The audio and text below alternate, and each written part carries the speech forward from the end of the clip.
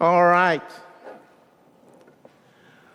Well, as I said before, for Vacation Bible School this June, we are going to be talking about being called.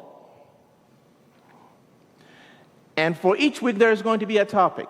Each day, there's going to be a topic. So we've taken the themes for each day to talk about them week after week so that by the time VBS starts, all of us know something about what the children are going to be studying. So the topic for the first day is that you and I, or the person they call heroes in the curriculum, are called to follow Jesus. Called to follow Jesus. Now, what does that mean? What does it mean to say a person is called to follow Jesus? That's a weird term. Especially since we tend to talk more about worshiping Jesus than following Jesus. Right? We talk about worshiping Jesus. Well, I believe in Jesus. I worship Jesus. We don't talk so much about following Jesus. You know what is even more weird? Jesus never asked anybody to worship him. It's not in the Bible. Not once. Jesus never asked anybody to worship him. Now, people were tempted every time he did something really weird, like the time he woke up in the middle of a storm, he was in the boat, he woke up, and the disciples were all scared, and he spoke, and he stilled the storm. Remember? People were wondering, whoa, that is weird. What kind of person is this? They got close to worshiping him that time. But all the worshiping of Jesus comes after he's raised from the dead. Remember Mary Magdalene? After she sees Jesus, comes back and kneels down and grabs his feet. All the worshiping of Jesus is the worshiping of the Christ after he's raised from the dead. But before then, they're just dealing with him, wondering, this is kind of wild, the things he does, really. But not once does Jesus ever ask anybody, worship me. It's not there. It's not there, not once. What is there again and again and again is follow me. Follow me. Oh, that is in there for sure. That's the invitation Jesus gives. He doesn't say worship me. He says follow me. So what does it mean to be called to follow Jesus? Let's turn our Bibles, if we have it, to John chapter 1. We're going to read a few verses to look at what it might mean to follow Jesus. This is the passage that the children are going to be looking at. So we are looking at part of it at least. John chapter 1. Now, John is in the New Testament, of course, one of the Gospels. And this is a passage dealing with people being called to follow Jesus. Beginning in verse 35, this is what it says. The next day, John was standing again with two of his disciples. And when John saw Jesus walking along, he said, look, the Lamb of God. And two of John's disciples heard him say this, and they left John and started following Jesus. Verse 38. When Jesus turned and saw them following, he asked, hey, what are you looking for? And they said, Rabbi, which means teacher, where are you staying? And he replied, come and see. So they went and saw where he was staying, and they remained with him that day, it was about 4 o'clock in the afternoon.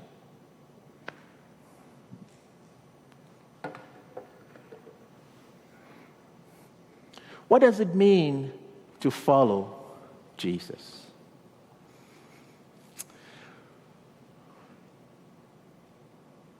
Anybody who follows Jesus has to be called to follow Jesus. You have to be called to follow Jesus. And the call of Jesus goes out to the whole world. So the call goes out from the Spirit, from Jesus himself, to the whole world. Follow me. So we are called to follow Jesus. You know what that means? That means that your discipleship is not your idea. Yeah. Jesus says, I chose you, you didn't choose me. The initiative comes from him. Nobody, not one, nobody follows Jesus all by themselves. Everybody who follows is called. But not everybody who is called follows. So it is not an exclusive, very few people are chosen. No. The invitation, the call goes out to everybody.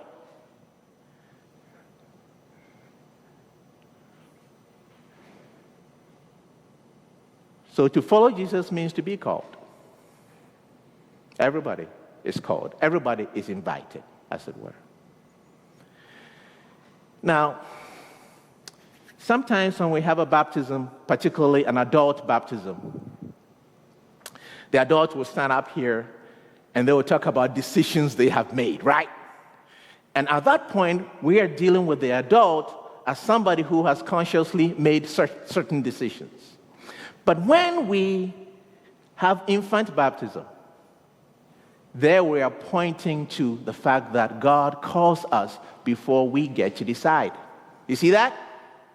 Infant baptism lifts up the idea that God calls us before we get to decide, because the infant certainly has not decided. You see that? It is God's work of grace.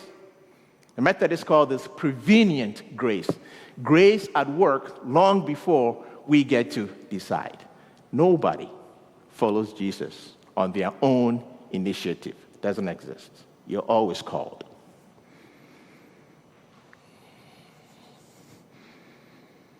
Second, if you're going to follow Jesus, it always involves leaving. It's so obvious, but you have to look to see it. The two disciples of John, what did they do? They left. They stepped away from behind John the Baptist to follow Jesus. That makes sense. You can't follow Jesus unless you leave. You have to leave. You have to leave something. You have to leave someone. Things become rearranged in your life if you're going to follow Jesus, because he's going to ask you to do things and be things that cannot be if you're still holding on to all these other realities. So following Jesus means leaving. It means leaving. In the other Gospels, when Andrew and Peter are called, they are actually sitting in a boat, mending their nets. And Mark says, Jesus calls them, follow me. And they left immediately. Why did they leave? The nets, the fish, the boat. And that was no small leaving. When John and James, sons of Zebedee, are called in the Gospel of Mark. They are sitting in their boat, mending their nets. They are not alone. They have hired men. It's a small business. Their father is there. They have some fish. And Mark says they left to follow Jesus. They left.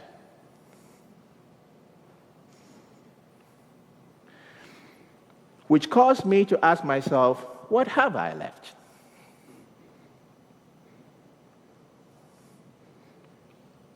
What have I left to follow Jesus?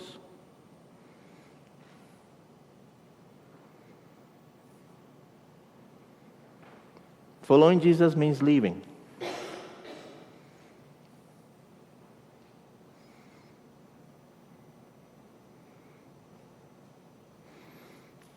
It also means remaining. Those two disciples of John, when they left and followed Jesus, it says they hung out with him the rest of the day, right? It was 4 o'clock. They were there. The next day, they were continuing to follow Jesus. So following Jesus also means hanging out with him. It's always about relationship. Because the whole idea of following is to be an apprentice. That's what the term means. To be a disciple is to be an apprentice. It's to be a student. So say Carolyn has a thriving small business.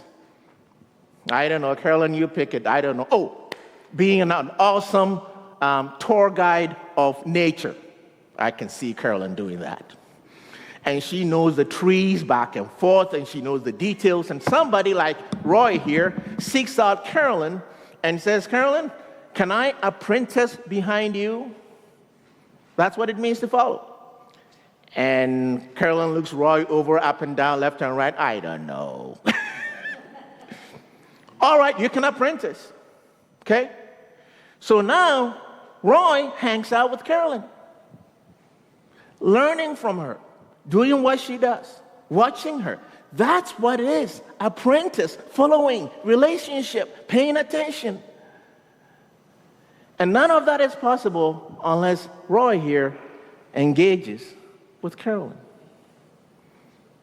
That's why we talk about relationship. So to follow Jesus first means to be called. It means to leave something, someone, something in order to follow. And it means to remain, to engage, to be there, to be in relationship.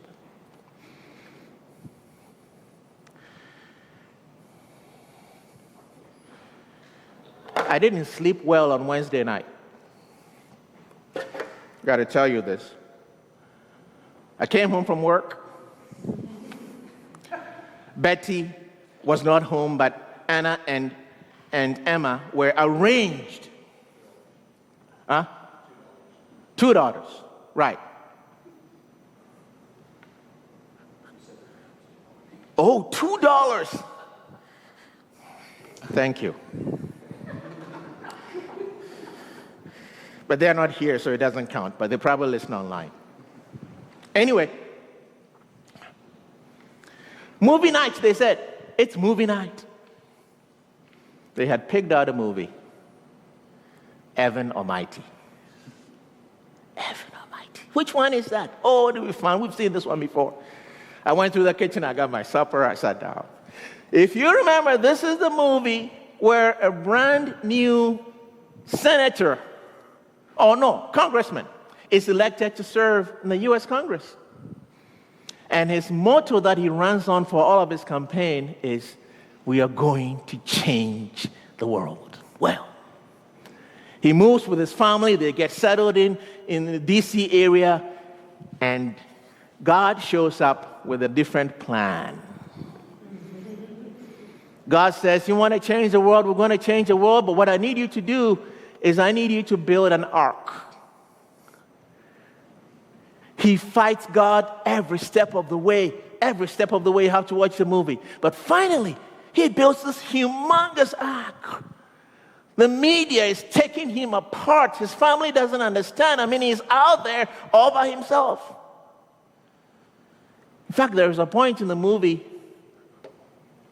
where he has to explain to the Congress and the whole world, because the media is present, what the big boat in front of his house is all about. His wife is watching at home on TV, and she says, "Please, don't say it. Don't say it, not in front of all those people. Please don't say it." And he's standing there, petrified. "Please don't say it." And finally, "God told me to." God told you to. He's lost his mind, of course. That's why I didn't sleep well that night. Because here I've been talking to us about listening to God. Is this what it means to listen to God? Is God going to hang us out to dry? Are we going to be embarrassed? Are we going to be asked to do things that are weird and way out there that just cause people to shake their heads and think we've lost it? Really? Is that what it is? I didn't sleep well.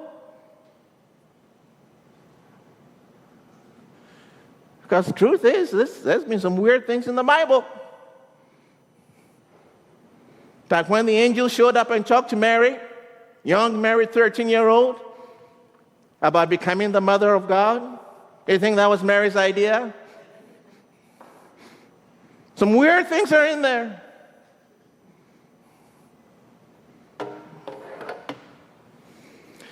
But on Thursday morning, though, I was thinking about this, and I thought, we do have some help here.